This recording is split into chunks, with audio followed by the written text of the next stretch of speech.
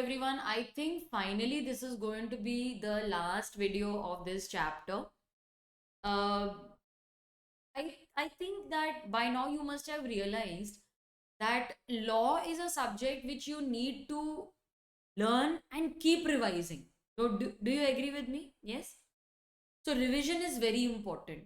Now, I just spoke to a student of mine today. I'll just share what happened. Okay, this is actually true. She sent a test paper for checking. She sent a test paper for indemnity and guarantee. I sent it to the paper checker. Paper checker called me and said, "Ma'am, the student has copied because the answers are exactly how it is given in the textbook. Word to word, it is the same." When I saw the model answer, I was like, it is the same only. So I called the student to discuss, like how I normally call after every paper. And I said that, have you copied? Like, how come it is the same? So she said that, "Ma'am, I write each and every provision and practice. In fact, I have also attempted a few questions. I have written. And students, I'm telling you, word to word, the answers were matching with the model answer." So after going through paper, even I thought that, she has copied, because how can it be like it is same. It is as if the model answer was with her, and then she has written everything as it is given in the textbook. So she said that, "Ma'am, you had mentioned in the lectures, write and practice." And I had also given you my example, given the example of my son. I tell him that you copy the entire chapter, write it once, and you won't believe it, students. He remembers it till exam. Now you will argue with me, "Ma'am, even if if you ask us to write that chapter, we will be able to remember. It is so easy." But look at his age, no? For his age, that chapter is also very technical, no? So for your age, you cannot argue that this is a lot, how can we write? There is a difference, no? You, if he can manage, and you can also manage at this age. So students, write and practice. That is the key to passing law with excellent marks, I'm telling you. Okay, so please write and practice. So if you want to get good marks, write three pro. Like say for example, you write these few points. You write this. Write it just once. If you want, you can copy it. But at least there should be a coordination, with hand to your brain. It will be registered. I'm telling you. Try it once, at least for me. So do that, okay? Let us discuss the concept of termination of agency and learn it. Yes, my aim is to make you learn so that you get excellent marks. Like, students, uh, sometimes I feel that, should I change my approach? Because I generally concentrate too much on understanding each and every word. And sometimes, students feel that, "Ma'am, we want writing practice, etc." Then I always remind myself that as a teacher, my aim is to clear your concepts. You should understand this text as if, there cannot be any more explanation on this. Whereas writing, practicing, learning, that is something which you should do on your own. Why do you want spoon feeding from me? I have given you the compiler. You know the format in which the question is to be answered. You know the content to be written, how much should be written. So you should learn to put that effort on your. And I'm telling you, all this will help you later in life also. Like I never joined classes for CA final. I studied on my own without classes. Nowadays, students cannot even imagine that. But that time, I don't know what happened, and I had a friend of mine to guide me. So I managed without classes, and you won't believe it. I'm using the same techniques which I devised when I was learning now also. These are the techniques, I've prepared a chart for you. Who taught me to prepare this? Nobody. But because I put effort to devise my own techniques, I'm now able to use all that so easily. Like, I don't have to think before preparing a chart for you. It comes very naturally. So you also do that. So devise your own technique, learn, and you have time. Don't argue, "I don't have time. There is so much to do." You have time. Cut down on your social media. Put time in learning, writing. Another student of mine, and he also keeps calling me, and, "Ma'am, I'm not able to learn." I gave him the same solution: write and practice. And I could make out in his test paper that he's now very confident, and he wrote the test paper very well. Okay, I think I should start showing you those test papers. I will do that. Yeah. So that you also get an idea on how the answers are to be written. I'll do that now. So termination of agency, I have a note for you. Now termination may be by the act of parties, that is they may mutually decide it or they may mutually revoke renunciation. Okay. And termination is automatic by operation of law. It happens automatic. Okay, so here it is automatic.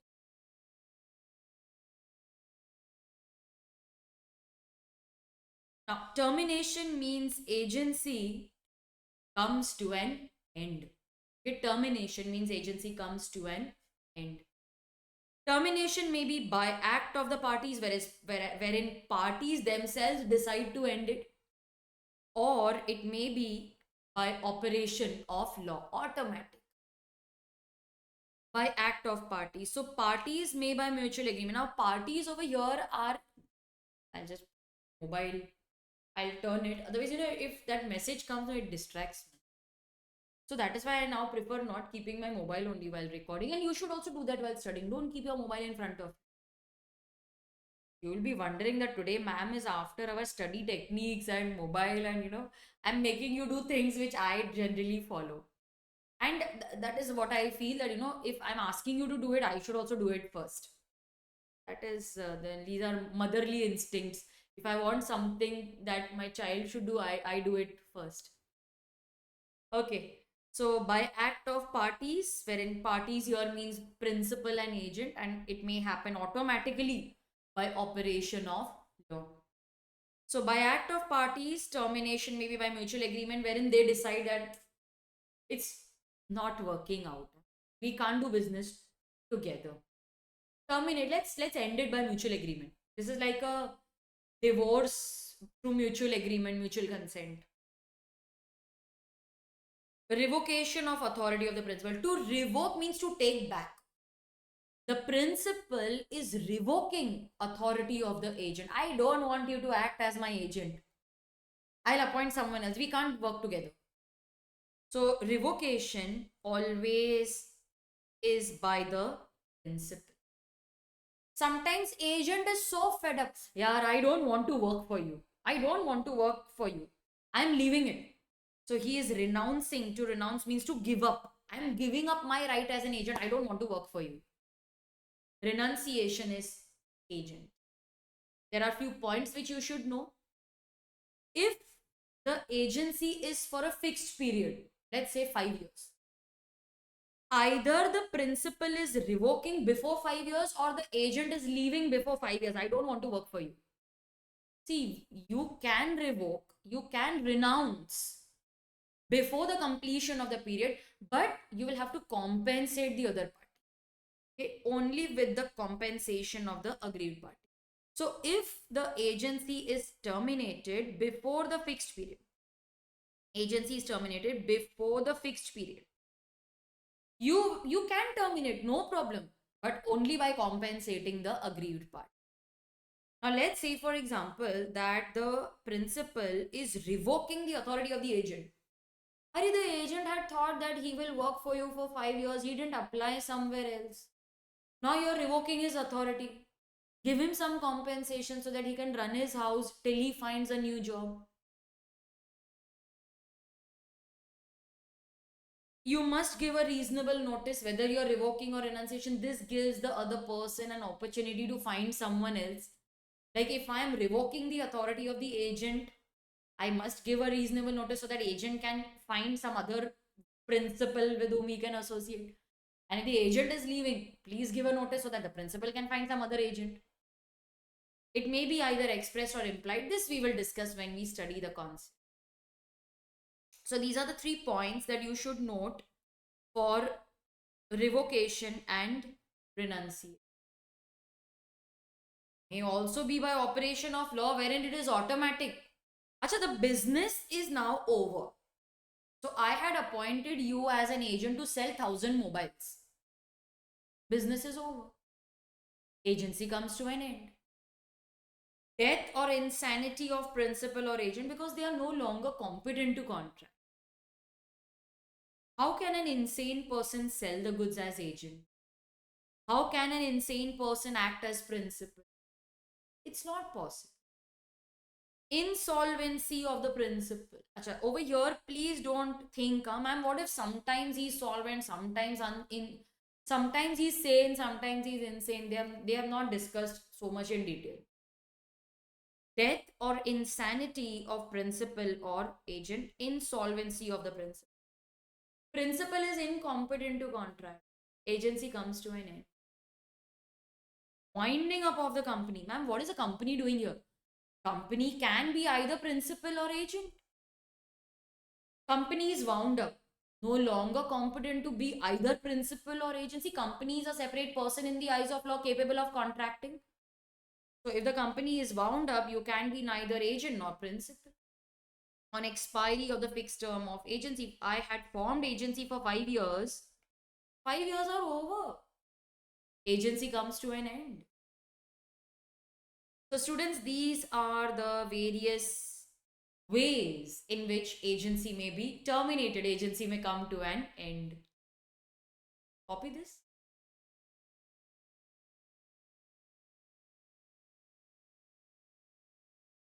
Done. So termination, it means agency comes to an end. Termination may be by act of the parties, it may be by mutual agreement. They mutually agree. Okay. By revocation of the authority by the principal. Principal is revoking the agent's authority. Okay, the principal revokes the authority.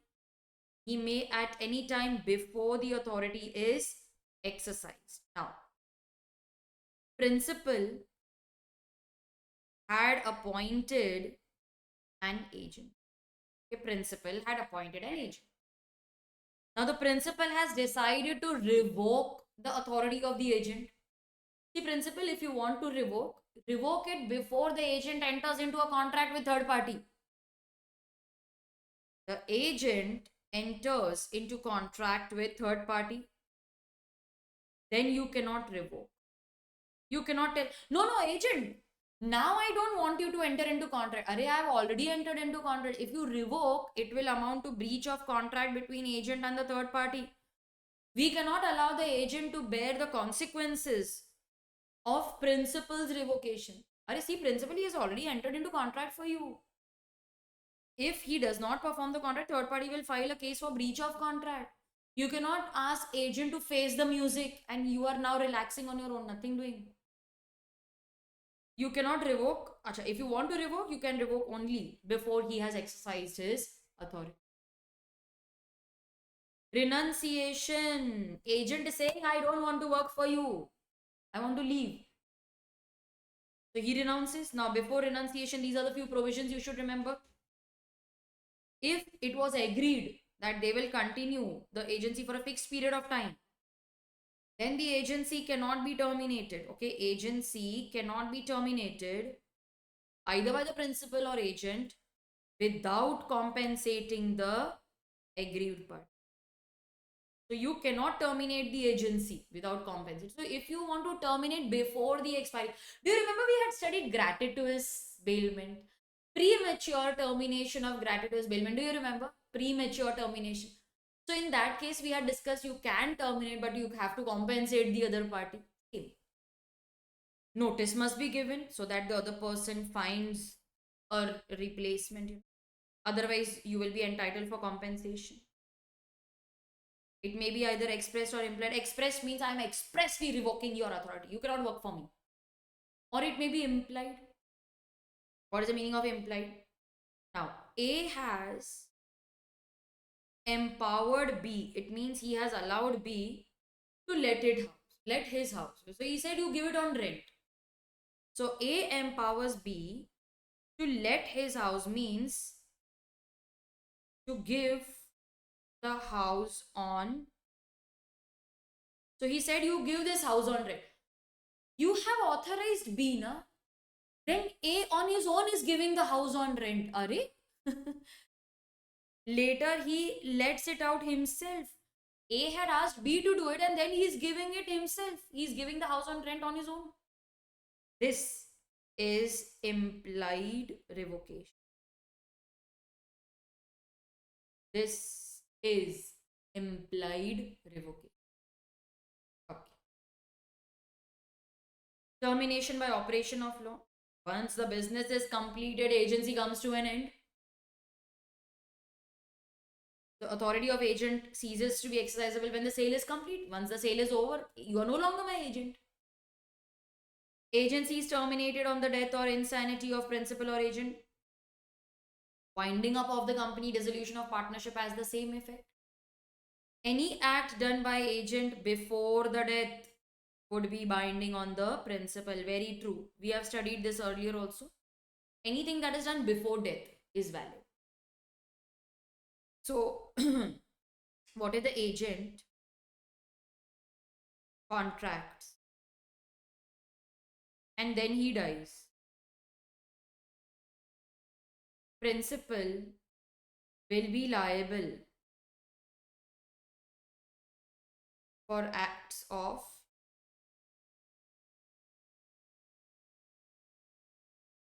done before death.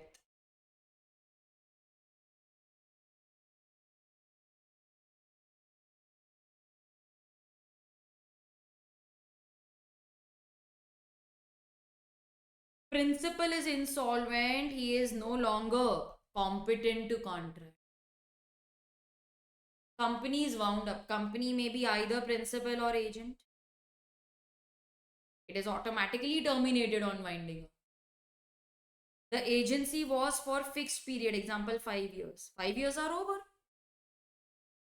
The agency relation comes to an end even if the business has not yet expired. It means I had formed the agency for 5 years.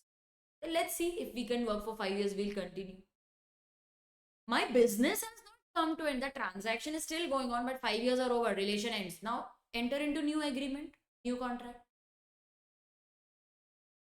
This can be asked as a theory question. This can be asked in case-based question.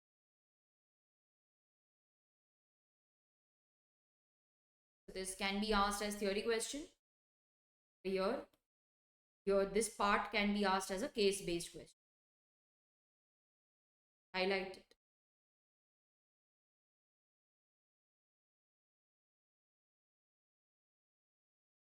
Effective time for termination of agent's authority, section 2208. Effective time means from when can we consider that agency has now come to an end. See, as far as the agent is concerned, so when he comes to know that his authority is revoked, agency comes to an end. When he comes to know that his authority is terminated. Okay, so when the agent comes to know that the authority is terminated, agency comes to an end.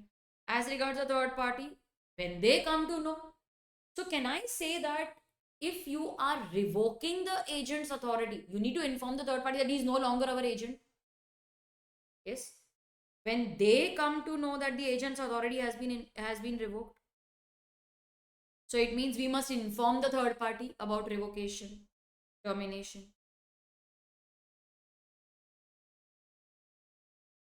It implies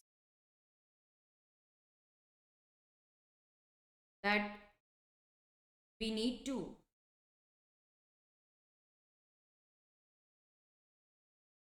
inform the third party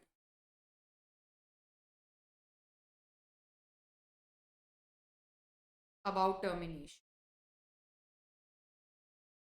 Otherwise, we will be liable. And once we inform him, then we are no longer liable. Acha, as far as the sub-agent is concerned, when the original agent comes to know his authority is revoked, sub-agent's authority is also revoked.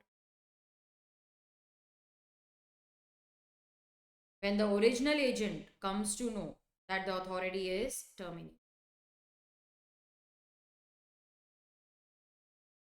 A directs B to sell goods for him. And he said, I will give you 5% commission, but later he revokes the authority. B, after the letter is sent, but before he receives it, sells the goods further. Is the sale binding on A? Can we revoke it now? See, what is happening in this case, we had only authorized B to sell the goods. We sent a letter, but did he receive it? The agent will be bound by the termination only when he comes to know. Did he come to know? No. He sold the goods. Okay, after the letter is sent, but before he receives it, he sells it.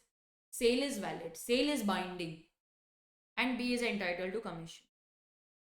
A, through a letter, directs B to sell cotton, and he revokes his authority. B, after receiving the second letter, enters into a contract with C, who knows about the first letter but not about the second letter. C pays the money to B, and B absconds, he runs away with the money. So, can I say that it is as if C has paid money to A? See, the third person will cease to be liable when he comes to know about the revocation, when he comes to know about the termination. Here, C was unaware of the termination. Third party.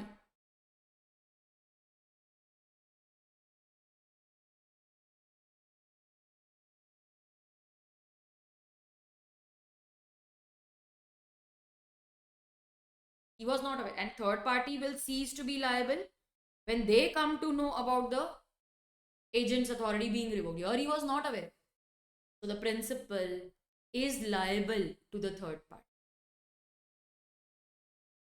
If you feel that, ma'am, we are slightly confused, you can rewind and watch the explanation again. To summarize it, agent will not be liable, or you can say that agent cannot bind the principal. Agent cannot bind the principal if he comes to know about revocation. Okay? He cannot bind the principal if he is aware of the revocation. Third party, they will be bound, they will know, or we can say that a principal is bound to the third party only if the third party is unaware of the termination. Irrevocable agency, this particular section is very, very important for case pay. Students, we just discussed about revocation. But in these cases, agency is irrevocable. It means you cannot terminate it. Agency is irrevocable. Why? I will explain. So these are the circumstances where agency cannot be terminated. So when the agency cannot be terminated, it is irrevocable agency. Why? Discuss. Agency is coupled with interest. Coupled with interest means the reason behind creating the agency is to protect the interest of the principal, is to protect the interest of the agent. Huh? Listen, I created agency to protect the interest of the agent. Didn't understand. Example. But first, write the steps. Step 1. Creation of interest. Step 2. Creation of agency. Okay. Step 1, creation of interest. Now, only when the steps are followed in this sequence, agency is irrevocable.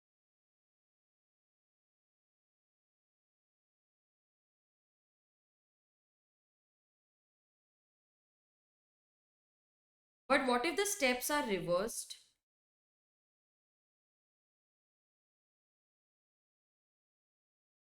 Then it is not irrevocable. Can I say it is revocable? You can cancel.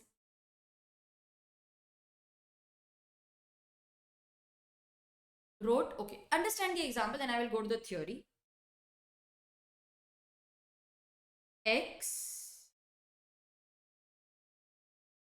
had obtained 10,000 rupees from Y.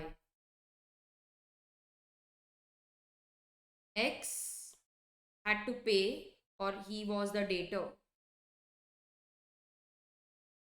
and Y was the creditor for 10,000. X had taken 10,000 from Y. He is not able to repay. So he tells Y, listen, I will give you 100 bags of wheat. You sell it. Because you're doing my work, I will give you commission. You act as my agent. Keep 10,000 with you. Return the remaining. Fair enough. Then later he changed his mind. He called up Y. Are no, I have changed my mind. Don't sell it, don't sell it. But in spite of that, Y sold the bags. Is the sale valid? Let's analyze. Y had given 10,000 rupees to X. It means there was creation of interest. X was not repaying it. Therefore, X asked Y to sell, creation of agency. Steps are followed. Agency is irrevocable. You cannot terminate it. You cannot terminate, but X decided to terminate. Can he do so? No. X directed not to sell the wheat. You cannot ask him not to sell. Agency is irrevocable. Y sold the wheat. Sale is valid. So here I cannot revoke, as agency is irrevocable. Steps are followed. Okay. Let me give you another example. X asked Y to sell land. Then he also advanced him 1 lakh, that you are going to work for me, take 1 lakh.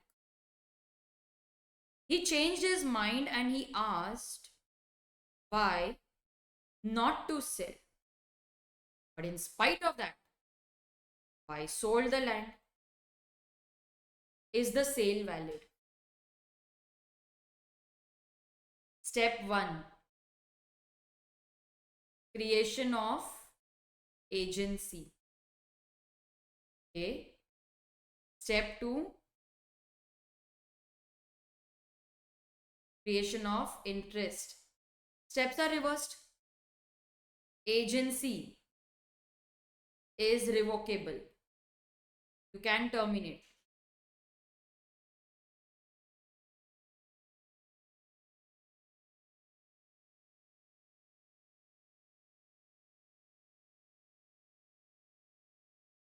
Sale is not valid.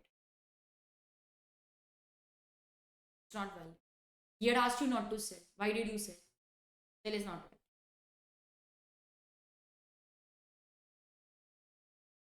Did you understand? Now, why did I create the agency? Why did X asked Y to sell the wheat? Because he was not able to repay. So there was creation of interest. Okay, there was creation of interest. I could not pay it. So I created agency. Agency is irrevocable because the agency was created to protect the interest of agent. Agency is coupled with interest. Agency is said to be coupled with interest when the object of creating the agency is to secure some benefit to the agent in addition to his remuneration. What benefit are you securing it? Anyways, we had to pay him. We didn't have money, so we asked him to sell the goods. The agency was created to protect his interest. Agency is coupled with interest. It cannot be terminated. Agent himself has interest in the property which forms the subject matter of agreement. Agency cannot be terminated. He has his interest. What is his interest in that wheat? 10,000. That is his interest. Agent has incurred personal liability. Okay. Agent has incurred personal liability. A has appointed B as an agent to purchase a machinery. So B went to the manufacturer, he went to the supplier. Supplier said, last piece, pay advance, otherwise I will sell it to someone. He said, but principal has not given me money.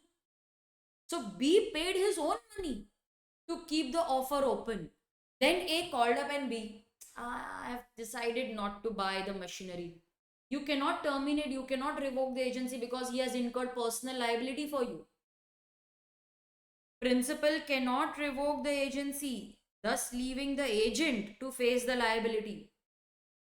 You cannot leave the agency and tell the agent, "Arey, you see what is to be done. I don't want to buy the machine. Arey, I have incurred my personal liability. Who asked you to do so? You asked me to buy the machine. I've already incurred that liability for you. Agency is irrevocable. You cannot cancel. A, you will have to buy and pay for that machine. Agent has partly exercised his authority. Principal cannot revoke the agent's authority for the acts which are already done. I cannot revoke for acts which are already done. Pay attention. A has appointed B to procure 100 bags of rice on account. It means use my money to pay. So B is agent. He authorizes B to pay money out of A's amount remaining with the principal. That's okay. Now what happened in this case? B buys 100 bags of rice in his own name. I had asked B to buy rice on account. It means use my money. B bought the rice in his own name. Okay. So as to make himself personally liable. I don't know why he did that. Maybe he thought I will pay and then, I will take it from A's money lying with me. Now can I revoke? Now can I say, no, I don't want this rice. He has bought it in his own name. If you cancel, case will be filed on B for breach of contract. His own name is involved. You cannot terminate the agency. A cannot revoke B's authority to pay for the rice. You cannot say, no, now don't use my money. He has already incurred that liability. The act is already done. Variation. Same example. B asked him to buy rice, use our money. But now B buys rice in A's name. He is not making himself personally liable. Now can we revoke? Yes. Because if case is to be filed, it will be filed in the name of A. You bear the risk. So in this case, A can revoke B's authority too. It's the same example but with a twist. In the first case, B made himself personally liable. In the second case, he is not personally liable, therefore it is revocable because any case which will be filed on A. So you see what is to be done. So here, even if there is revocation, A will have to face the consequence. Agency is revocable. So here, in example 1, it is irrevocable.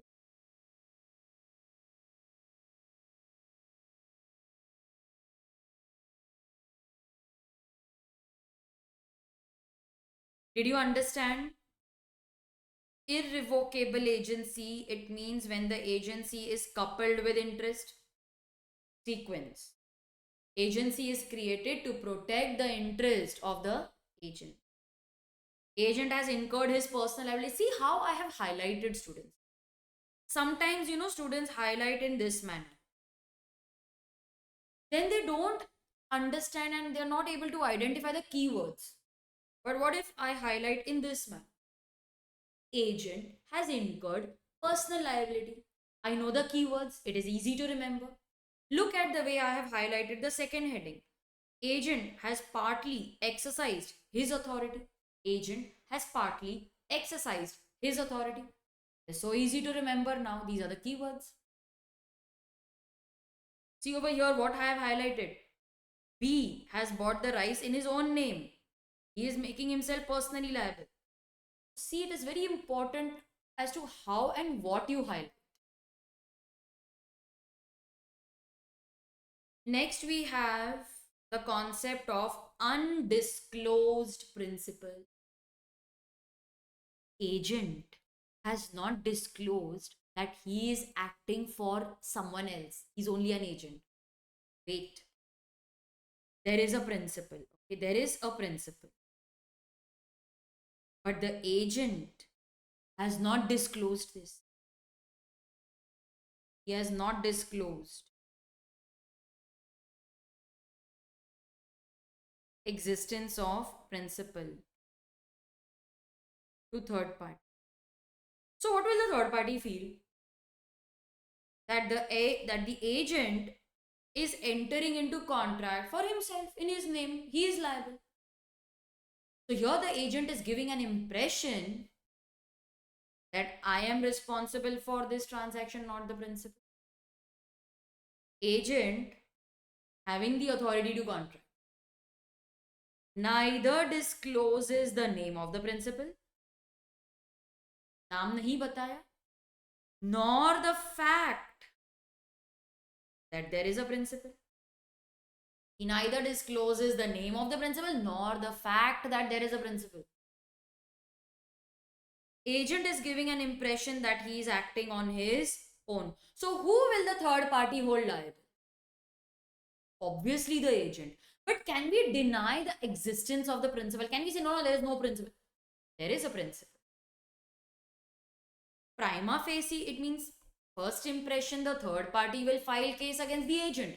But later, if he comes to know, there is a principal, third party can file case either against the principal or agent. It is his wish. It is his wish.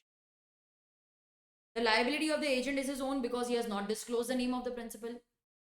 When the third party comes to know, he can sue either agent or principal because we cannot deny the existence of principal. So he neither discloses the name of the principal nor the fact that there is a principal. He is giving the impression that I am acting on my own. But later when the third party comes to know about the principal, he can sue either agent or he can actually sue both also. Okay? Or both. But you have to decide this before filing the case, whether you want to file case only against agent or principal or both. It cannot happen that I went to the agent, he paid only half the amount, now I want to claim from the principal and make both liable. No. Whether you want to hold the agent only or the principal or both, that decision has to be taken before filing the case. They are not jointly and severally liable. If he does not pay, I will pay.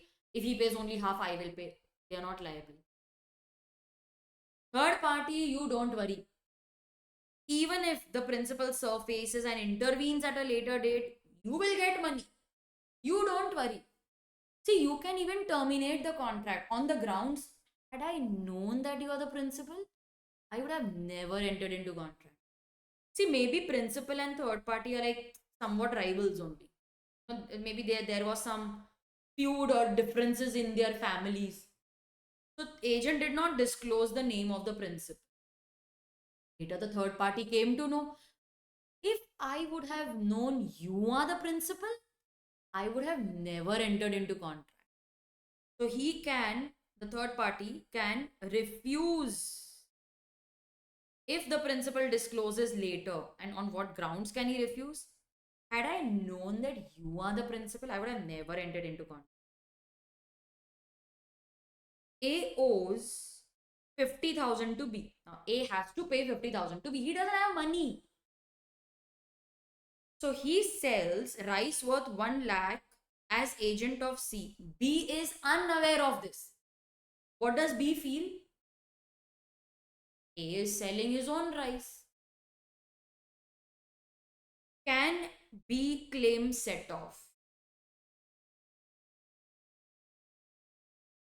Yes. See, he had to recover 50,000 and he had to pay 1 lakh. He will get the benefit of set off because you did not disclose the name of the principal. You didn't tell him that it is not my transaction. You gave the impression that it is your transaction. Agent, you will have to give him the benefit of set off. And C, you will recover only 50,000 from B. The remaining 50,000 you can recover from A. So what are the key points? The agent neither discloses the name of the principal nor the fact that there is a principal. But later, if you come to know, you can either terminate the contract or you can say that I will file a case and recover the damages either from the agent or the principal or both. But if you want to file case against both, you have to decide before filing the case. Unnamed principal. Third party knows that there is a principal. He doesn't know the name of the principal. The existence of the principal is known. Name not known. Why? How come?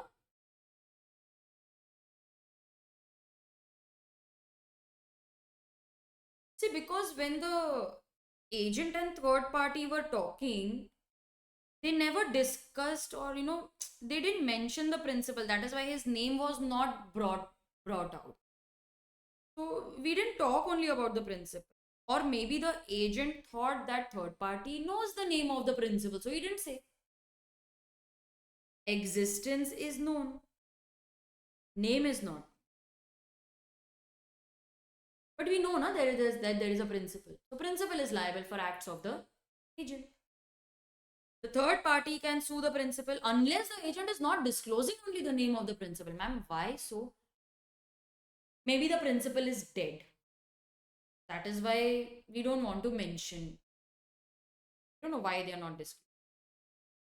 So unless the agent refuses to disclose the identity, or maybe the principal feels that if my identity is disclosed, third party will not contract. So he's telling the agent, don't disclose my identity. So we know that there is a principal, we just don't know the name.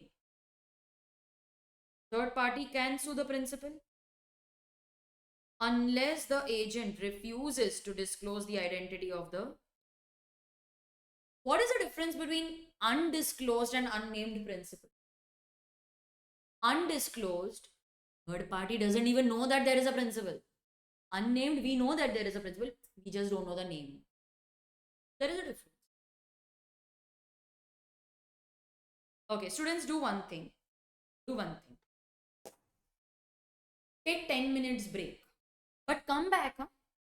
Or if you feel that, ma'am, we'll watch it later, is it okay? Yeah, you can do that. I'm not ending the video. If you feel you want to watch it later, your wish. But take a break right now. 10 minutes break. I'll also check my mobile.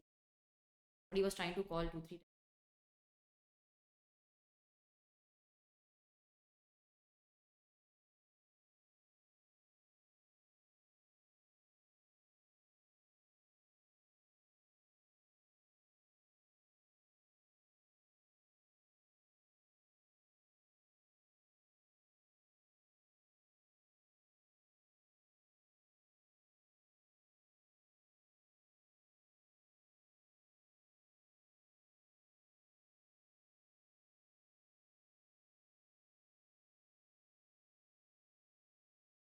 All right. Are you back after the break? Ma'am, it's not 10 minutes. Okay. All right. I hope that you were back after 10 minutes. Yes. This is the first time that I've given such kind of a virtual break. Isn't it a virtual break? Like, I'm not in front of you. Like how in live lectures, we generally stay there and students are enjoying the break or, we talk and but here I know that you're not in front of me, but still, I was there present, like a new thing for me also. Okay. Personal liability of agent to third party. Personal liability? Agent is never personally liable. No, principal is liable to the third party. But there are certain circumstances where agent is personally liable. All right, ma'am, wait. What happens? I have prepared notes and you will love them. I'm very sure you will love them. Okay. Yes. As per section 230, agent cannot personally enforce nor be bound by contracts on behalf of the principal. But ma'am, you just said something else. Yes. The personal liability is the heading of our discussion. There are many sections. So section 230 starts by saying, generally, the principal is liable for acts of agent. Agent cannot personally enforce nor be bound by the contracts on behalf of the. This is the basic rule. Basic rule. Agent is merely a connecting link between principal and the third party. You're just a connecting link between the principal and the third party. Can you tell me who is responsible for the acts of agent? It is the principal. I'm just a connecting link between the principal and the third party. Acts of agent are as if they are acts of principal. Principal is liable to the third party. Is it clear up till now? Let's start with the basic rule. I'm coming to the part where agent is personally liable. But that's not always the case. We always start by saying that agent cannot personally enforce. Man, what is the meaning of personally enforce? Can the agent file a case in his name? No. If third party is not paying, can we file a case? No. A principal will file a case. Agent cannot personally enforce. Okay? Agent cannot personally enforce. Agent cannot file a case in his name. Agent cannot personally enforce nor be bound by the contracts on behalf of the principal. Who is liable? Principal is liable. Acts of agent are as if they are act of principal. Principal is liable. Agent cannot enforce, nor he be held liable for contracts of agent. Principal is liable to the third party. But there are certain exceptions. Under these exceptional cases, agent is personally liable to the third party. Now, why did I go into such detail in making the notes? I'll tell you why. Read this. An agent is appointed to bring the principal into contractual relation. Acts of agent are acts of principal. Agent cannot personally enforce the contracts entered into by or on behalf of the principal, nor can he be personally liable. It seems so confusing. The section seems so confusing and overwhelming. I too cannot understand so much print. Let's simplify it. You can easily convert this into sentence form in the exam. How? Section 230, agent cannot personally enforce, means agent cannot file case in his name. He cannot enforce nor he be bound on contracts by the principal. How will you convert it? Agent is merely a connecting link between the principal and the third party. Acts of agent are acts of principal. Agent cannot enforce nor can be held liable for the contracts. Principal is liable to the third party. So if agent is not liable, who is liable? Principal. However, there are certain exceptions. Under these exceptional cases, agent is personally liable to the third party. Ma'am, when is he liable? Principal resides abroad. If principal is abroad, obviously third party will hold the agent personally liable. You fulfill the contract, and if you don't do, you will be liable. Principal resides abroad. Agent will be personally liable to the third party. Let's read it also simultaneously. Okay. Contract is made by agent for sale or purchase of goods for a merchant residing abroad or for a foreign principal. Okay. So I have simplified it. The principal or the merchant is abroad. The agent is in India. He is entering into contract with the principal is undisclosed. Are agent is not disclosing the principal. Then how will the third party file case against the principal when he doesn't know who the principal is? Agent does not disclose the name of the principal. In this case, the agent is personally liable.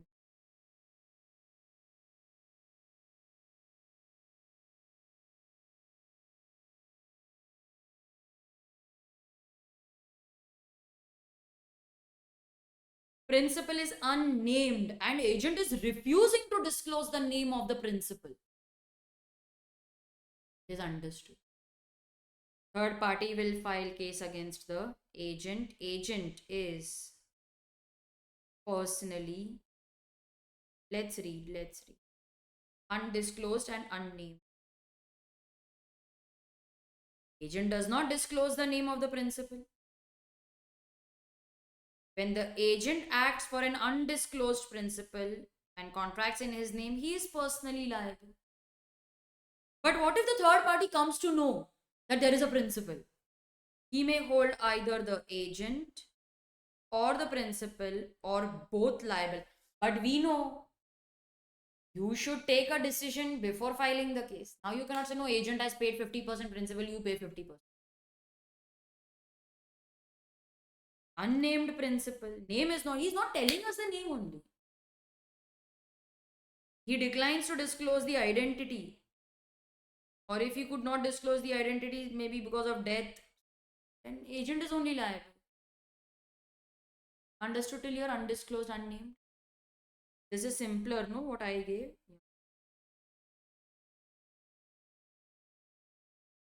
Agent acts for a principal who cannot be sued. You can't file a case. They have immunity. Minor, ambassador, foreign sovereigns. In this case, the agent will be liable if the principal is minor. Is it even possible? Maybe. So if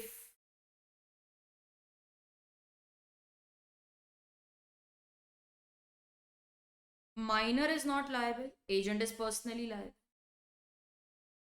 But what if the third person knows that the principal is minor? Then will the agent be liable?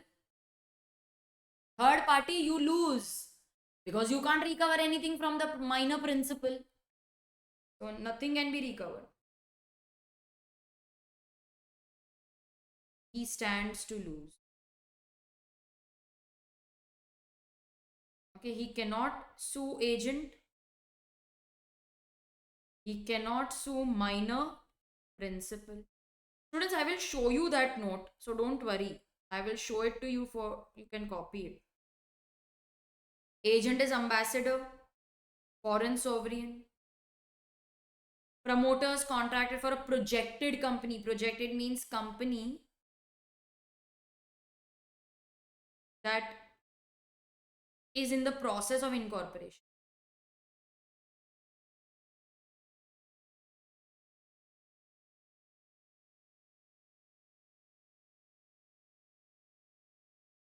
Okay. So they are personally liable because these are also known as pre-incorporation contracts. These are known as pre-incorporation. Company is non-existence. Now, let me explain this further.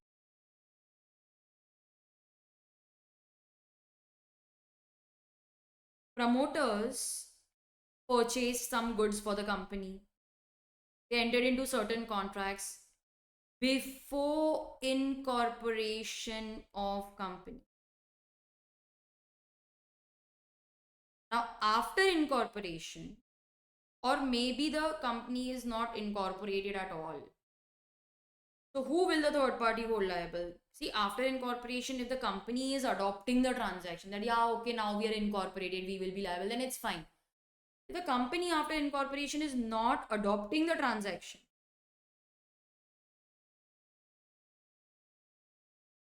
or maybe the company is not, or the company is not incorporated only, third party can hold the promoters liable. Now, who are promoters? They are agent of the company. Company is the principal. Now, in this case, for pre-incorporation contracts, the promoters will be liable unless the company adopts the transaction after incorporation. Not there in your syllabus. Don't stress too much. Pretended agent. Okay.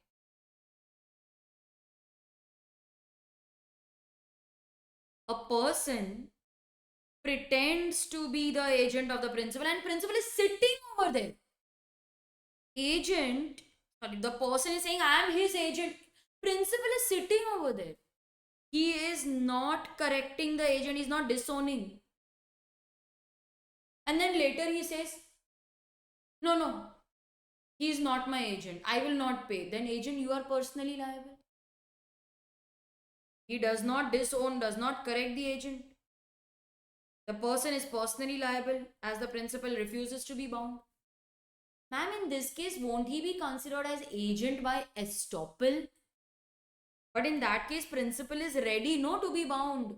Here he's saying, I will not be bound. I am not liable. He is pretending to be my agent. Agent can be made personally liable. Agent is exceeding his authority. Agent exceeds the authority. Now, we had discussed P authorized agent to buy rice as well as wheat. We authorized him to buy rice. Agent bought rice as well as wheat. Now, this is unauthorized act. Agent is liable unless principal ratifies the act of agent. So, we authorized him to buy rice. Agent went and bought rice as well as wheat. This is unauthorized act. You don't want to pay for wheat. Agent, you are personally liable. But what if principal ratifies the purchase? Then the principal is liable.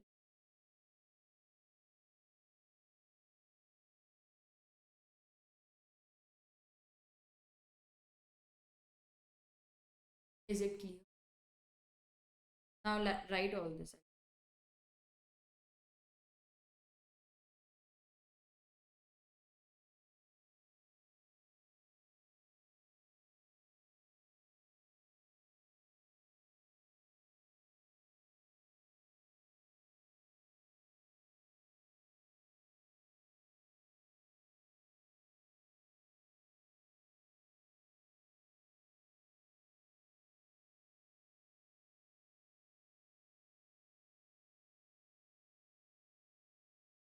Done? Okay. Last part. Section 234. Consequence of inducing the agent or principal to act on belief that they will be held exclusively liable. They just want to confuse us. They don't want us to understand this subject, I think. It's very simple. Pay attention. Third party contracts with agent. See, I have written also what is to be read first. See, this sequence to be followed. So read it in this sequence. Third party contracts with agent and he leads the agent to believe. He tells him, he induces him. Arey, don't worry. Only the principal will be held liable. No action will be taken against you. Don't feel scared. Then later, third party, you cannot hold the agent liable. Third party contracts with agent, induces him. Okay, just a minute. Here it should be principal.